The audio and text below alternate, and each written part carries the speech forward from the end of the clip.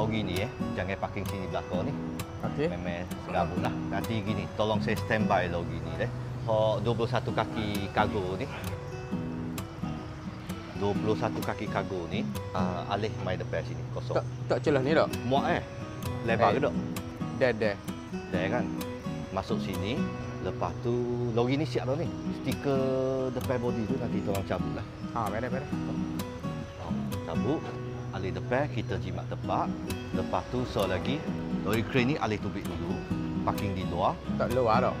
Lepas tu kontainer masuk sini sebab dia nak ngaji dulu. Nak ambil video, tengok saiz, tengok lebar, tengok pintu macam mana. Beres.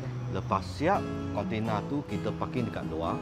Ni masuk dalam. Crane ni masuk dalam. So lepas lunch saya akan mai sini ambil video YouTube hok aja. Saya nak ajar Cara buka kaki.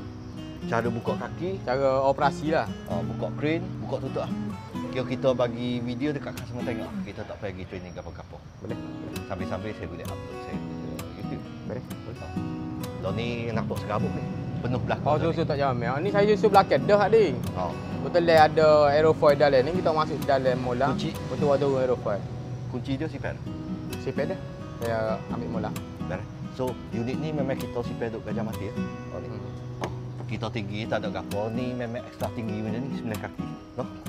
Nanti bawa gapo-gapo asal tak langgar tu. Aerofoil tu hok nak pasal sini tak? Aerofoil kan gubah kita pasal lepas test siap. Beres. Mungkin pun besok baru bisa selesai lah ni. Okey, beres. So hari ni kita tinggal sini, clearkan dua butir ni, ambil video tu dekat sini. Tapi kalau dia nak ambil video gapo-gapo tak sikit. Okey, beres. Thank you.